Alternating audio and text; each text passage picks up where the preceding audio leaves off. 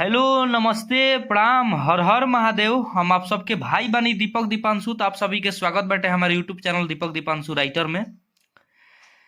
तो आज हम रोज सबके दी भैया एगो होली के गाना लेकर के आइल बानी, जौन की तर्ज बा की दिलवा लगा ले देवरवा से प्रमोद प्रेमी भैया के धुन पर ही गाना लिखले बानी। तो हमारी गाना वीडियो मैटर अच्छा लगी तो प्लीज आप लोग इस चैनल के ज़्यादा से ज़्यादा सब्सक्राइब, लाइक, शेयर करब जा और कमेंट करके आप लोग के बतावे के बा कि हाँ गाना मैटर वीडियो कैसन लागल।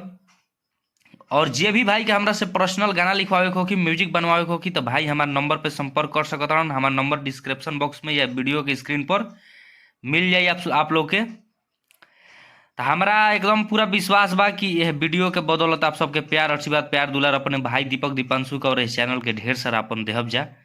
तो चलिए ज़्यादा देर ना करते हुए हमें मुखड़ा के डमी करके सुनावतनी। मुखड़ा में बाटे कि अरे कि बाहरा में जाके पिया काटो तारो धागा, आए ने जवानी हमार रोवे आ भागा। कि बाहरा में जाके पिया काटो तारो धागा, एने जवानी हमार रोवे आ भागा। कि नाता तुर देनी भोले ला भरवा से होला भरवा से। कि चोली लैबना बलम मुझे बहारावा से, तरंग डालावा लेब देवारावा से। चोली लैबना बलम मुझे बहारावा से, तरंग डालावा लेब देवारावा से। तो हमारी मुखड़ा रहा आप लोग के कैसा लगल आप सब कमेंट करके जरूर बतलाइब जा। तो चलिए रहो सबके फर्स्ट अंतरा की ओर लेकर के चलतनी। तो हमनी का फर्स्ट अंतरा बाटे तो रवा सबसे बता दी भैया कि जे भी भाई अभी तक हमारे इस चैनल पर नया देखो तरन तो प्लीज़ आप लोग इस चैनल के ज़्यादा से ज़्यादा सब्सक्राइब कर ली और वीडियो के अपन दोस्त मित्र साथी के पास से वीडियो के शेयर जरूर करब जा और कमेंट करके आप लोग बताइब जा कि गाना ही कैसन लागल। तो चलिए रवा सबके फर्स्ट अंतरा के हम डमी करके सुनावतनी। एने बेधेला जवानी में फगुआ पिया, आ परेशान कैले बा सारा लगुआ पिया। कि एने बेधेला जवानी में फगुआ पिया, आ परेशान कैले बा सारा लगुआ पिया। कि मन अब नहीं मारब तुहार डरावा से हो कि डरावा से। आ चोली लैबना बलम मुझे बहारावा से, तरंग डालावा लेब देवारावा से।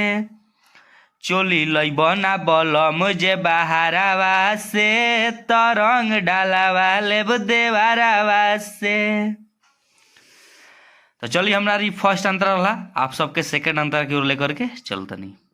तो इस सेकंड अंतरा बाटे जे भी भाई गाना के गावल चाहते हैं पसंद आई तो प्लीज़ आप लोग आ सकता नहीं जाए। जहाँ भी दिक्कत हुई हमारा पास एक बार कॉल कर सकता नहीं जा। और जे भी भाई के पर्सनल गाना लिखवावे हो कि म्यूजिक बनवावे हो कि भाई हमारे नंबर पे संपर्क करके अपन काम करा सकेलन। चलिए वो सबके सेकंड अंतरा के हम डमी करके सुनावतनी। कि दीपक चंदन तो मारता, दीपक चंदन मारता रे माजा बलम, आ तू जाके बसल बाड़ झाझा बलम। दीपक चंदन मारता रे माजा बलम, आ तू जाके बसल बार झाझा बलम।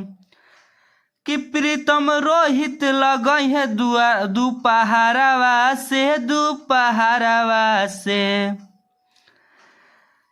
तो चोली लेके अइबना बहारावा से, तरंग डालावा लेब देवारावा से। चोली लइबना बलम जे बहारावा से, तरंग डालावा लेब देवारावा से।